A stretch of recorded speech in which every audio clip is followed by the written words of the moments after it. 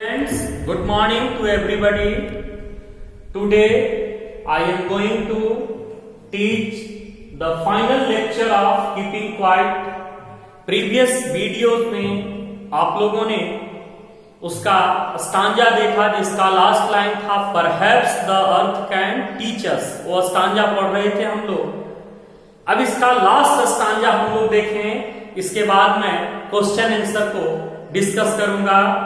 तो last stanza में finally बोल रहे हैं पाब्लो नेरुदा कि now we will count to 12, you keep a still and I will go. अब यहां पर देखिए, पिछले स्टांजा में कह रहे थे कि पृथ्वी हमें सिखा सकती है, the earth can teach us that there can be life under apparent stillness, कि संपूर्ण खामोशी के अंदर भी जिंदगी हो सकती है। जिस तरह से ऑटम सीजन में अर्थ लाइफलेस हो जाती है, लेकिन जब ही स्प्रिंग सीजन वसंत ऋतु का आगमन होता है उसमें नई जिंदगी आ जाती है। हर पेड़ पर नए फूल और पत्तियां लगते हैं जो प्रकृति की सुंदरता को और भी बढ़ा देते हैं। ठीक उसी प्रकार से similarly quiet introspection brings perfection in life. अब फाइनली पोएट कह रहा है कि now we will count to 12। अब हम 1 से 12 तक गिनेंगे। दैट मीन्स हम सबसे अर्ज कर रहा है, पोएट रिक्वेस्ट कर रहा है कि हम आत्म निरीक्षण करेंगे। यू कीप अ स्टिल, तुम शांत रहोगे, तुम चुप रहोगे, एंड आई विल गो, मैं चला जाऊंगा। तो कवि का जितना भी मैसेज देना था, जो हम लोगों से उसका अर्ज था, रिक्वेस्ट था, वो कर चुका। अब उसको फॉलो करना या न करना ये हमारे ऊपर निर्भर करता है कि हम कवि के उस मैसेज को अपने प्रैक्टिकल लाइफ में कितना उतारते हैं।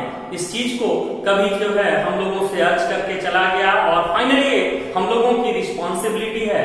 अब मैं एक एक करके पोएम को क्वेश्चन आंसर के रूप में एक एक क्वेश्चन को मैं डिस्कस कर रहा हूं। तो सबसे पहले तो पोएम का जो है वो मेन जो है, यहां पर अगर हम देखें कि मेन थीम क्या हुआ, तो ये पूरा जो पोएम है वो रोटेट कर रहा है एक ही पॉइंट पर। पोएम का जो मेन थीम है वो किस चीज पर है? Quiet introspection. तो main theme, what is the main theme of the poem? तो the main theme of the poem is quiet introspection, quiet introspection. दूसरा नंबर जो क्वेश्चन होगा कि what is the underlying message? What is the underlying message? Message of the poem keeping quite.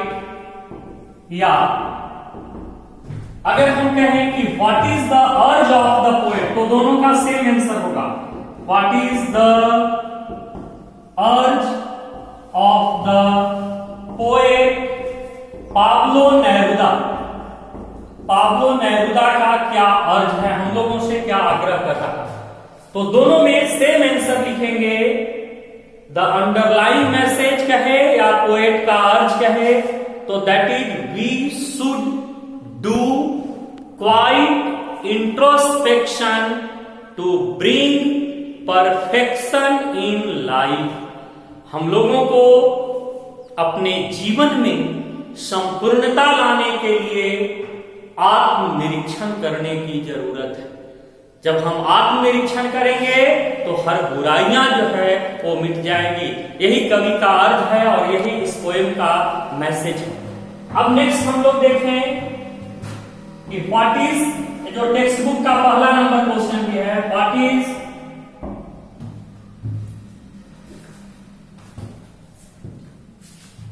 The meaning of the line अगर explain करना रहे कि now we will count to 12, अगर केवल इसको एक्सप्लेन करने के लिए रहे, या अगर रहे what is counting up to 12, what is counting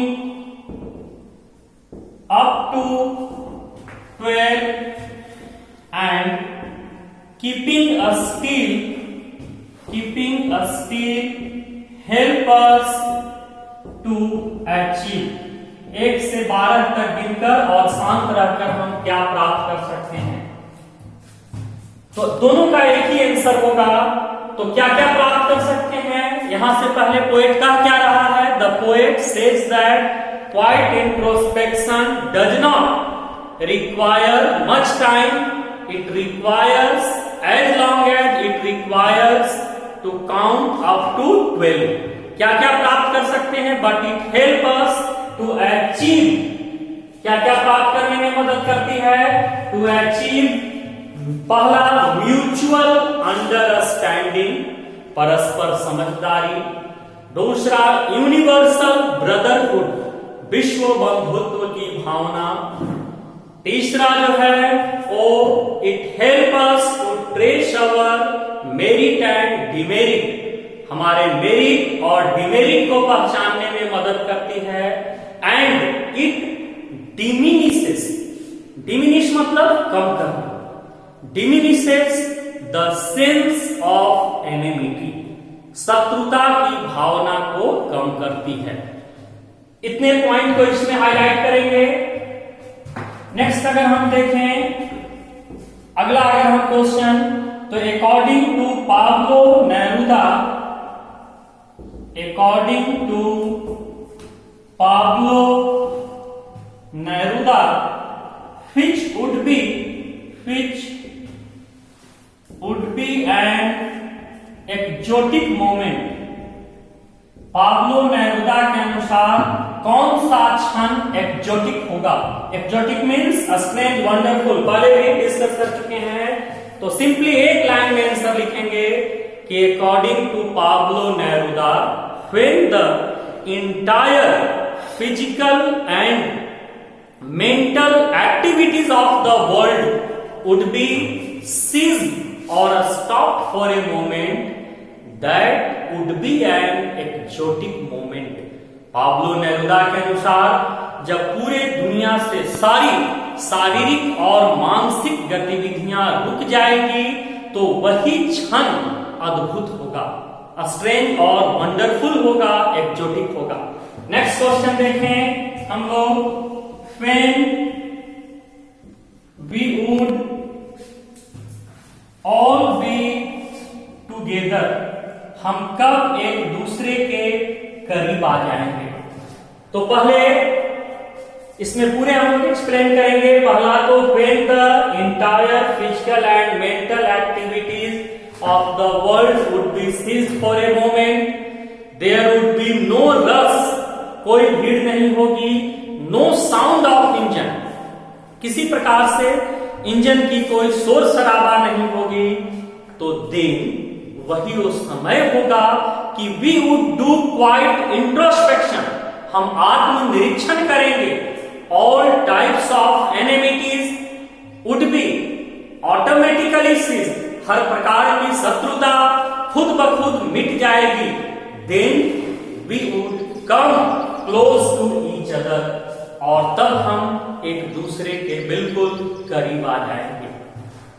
अब नेक्स्ट क्वेश्चन देखिए, what would the fisherman do, मछुआरे क्या करेंगे।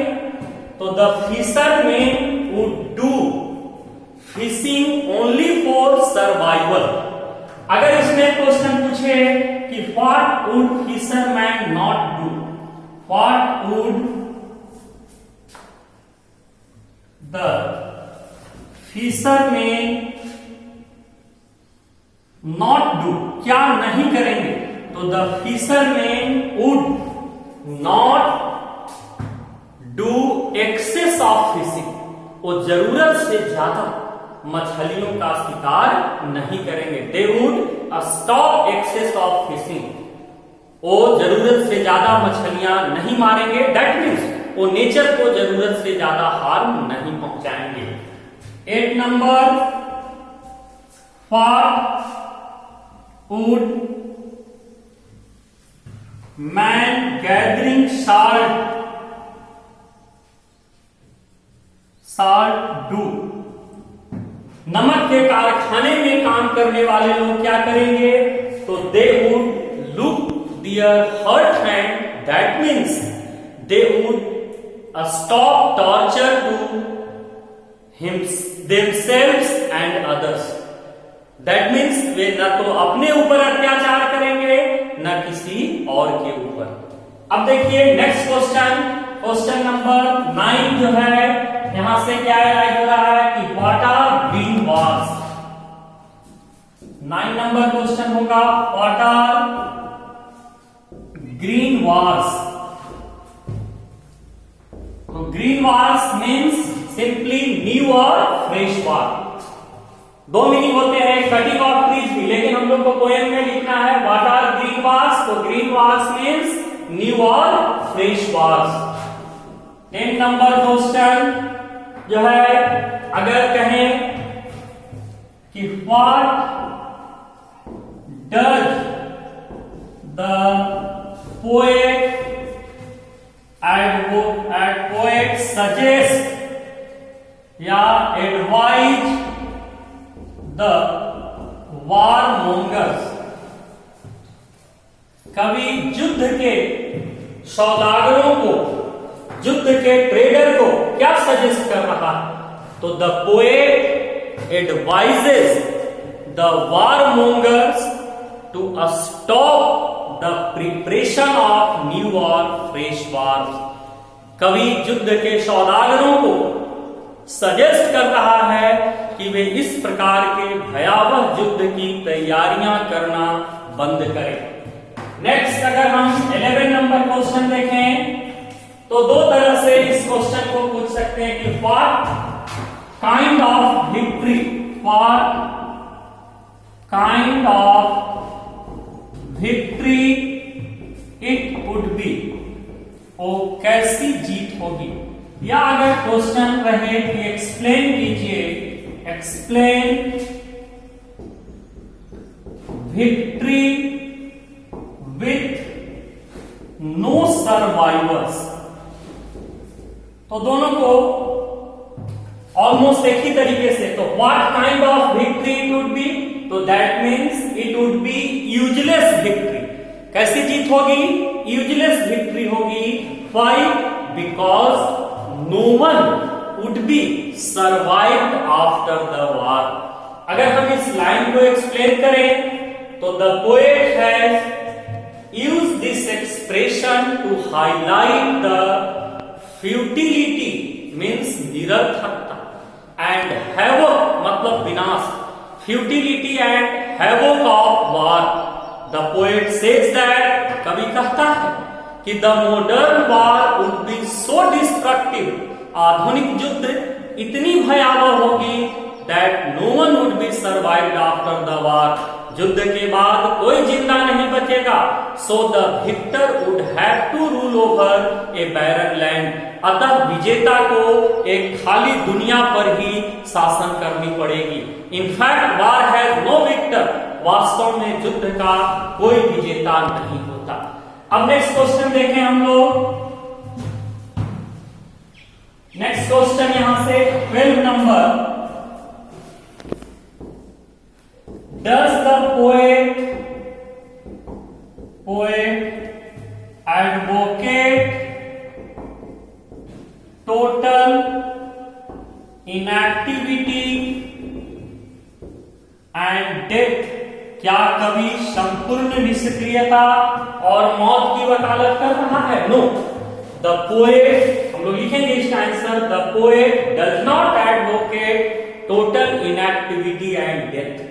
कवि संपूर्ण निष्क्रियता या मौत की वकालत नहीं कर रहा है पोएम में। ही हिमसेल्फ एडमिटेड, स्वयं कवि एडमिट करता है कि what I want should not be confuse with total inactivity. जो मैं चाहता हूं उसका गलत अर्थ संपूर्ण निष्क्रियता से नहीं लगाई जानी चाहिए। व्हाट डज ही वांट, वो चाहता क्या है? He wants quite introspection for a time being, कुछ देर के लिए आत्मनिरीक्षण करने के लिए कह रहा है। Because poet says that the total inactivity is the symbol of death, संपूर्ण निष्क्रियता तो मौत की प्रतीक है। And the poet does not want any compromise with death, कवि मौत से कोई समझौता नहीं चाहता। तो his advocacy for quite introspection should not be confused with total inactivity, वो जो आत्मनिरीक्षण की वकालत कर रहा है उसका गलत अर्थ कभी भी संपूर्ण निष्क्रियता से नहीं लगाई जानी चाहिए। What is the essence of life? Next question, what is the essence of life? जीवन का सार तत्व क्या है? तो अकॉर्डिंग टू पाब्लो नेरुदा कहते हैं कि life is what it is about, जीवन वही जिसके बारे में। कवि क्या कह रहा है कि द एसेंस ऑफ लाइफ, जो जीवन का सार तत्व है, that is to do work and to go ahead, कर्म करना और आगे की ओर बढ़ते चले जाना। इतना ही लिखेंगे इसमें। नेक्स्ट क्वेश्चन, एक्सप्लेन कीजिए I want no truck with death. एक लाइन में इसको हम जो है एक्सप्लेन करेंगे। 1 मार्क्स का एक क्वेश्चन भी होगा। I want no truck with means compromise. लिखेंगे the poet does not want any compromise with death. कभी किस चीज से कोई कंप्रोमाइज नहीं चाहता? तो डेथ, मौत से। Next question, what is the sadness? What is the sadness that the poet refers to? कवि किस उदासी की चर्चा करता है पोएम में? तो हियर द सैडनेस या दिस सैडनेस, यह उदासी जो कह रहा है, this sadness refers to never understanding our selves and threatening our selves with death. अपने आप को न समझ पाने की उदासी और अपने ही जिंदगी को मौत की चेतावनी देना। The poet says that nowadays people always blame that we have no time to understand ourselves। आज लोग हमेशा अपने ऊपर यही ब्लेम करते हैं कि मैं अपने आप को समझ नहीं पाया। एंड बाय इंडल्जिंग मीन्स शामिल होना, all types of anti social activities, हर प्रकार के असामाजिक गतिविधियों में हिस्सा लेकर Man has become the worst enemy of his race and nature। मानव प्रकृति का और अपने जाति, मानव जाति का सबसे बड़ा दुश्मन बना हुआ है। The poet says that quiet introspection might interrupt this sadness। अगर हम आत्मनिरीक्षण करें तो हमारी यह उदासी, अपने आप को न समझ पाने की और अपने ही जिंदगी को मौत की जो हम चेतावनी दे रहे हैं, इस उदासी से हमें छुटकारा मिल सकती है। नेक्स्ट क्वेश्चन देखें, what the earth can teach us? What the earth can teach us? पृथ्वी हमें क्या सिखा सकती है? तो प्रीवियस वीडियो में मैंने कहा था कि nature is the best teacher, nature से बड़ा दुनिया में कोई टीचर नहीं होता। तो अर्थ can teach us that there can be life under apparent stillness, कि संपूर्ण खामोशी के अंदर भी जिंदगी हो सकती है। इसके लिए कवि इसका एग्जाम्पल देता है पृथ्वी का। कैसे कि during autumn season the earth seems dead और lifeless, but that is not the time of her death, that is the time of her introspection. and as soon as a spring season comes, it comes into life. Similarly, quiet introspection brings perfection in life. Next question, when everything seems dead, when everything seems dead, तो direct लिखेंगे during autumn season the earth seems dead or lifeless. When it comes into life, when it comes into life, कब उसमें एक नई जिंदगी आ जाती है? तो during the spring season it comes into life. जो ही बसंत ऋतु का आगमन होती है, इसमें नई जिंदगी आ जाती है. इतने सारे क्वेश्चन आप लोग को ऑलरेडी पहले से दिया जा चुका है. क्वेश्चन आंसर इसको एक बार मैंने डिस्कस कर दिया. Thank you.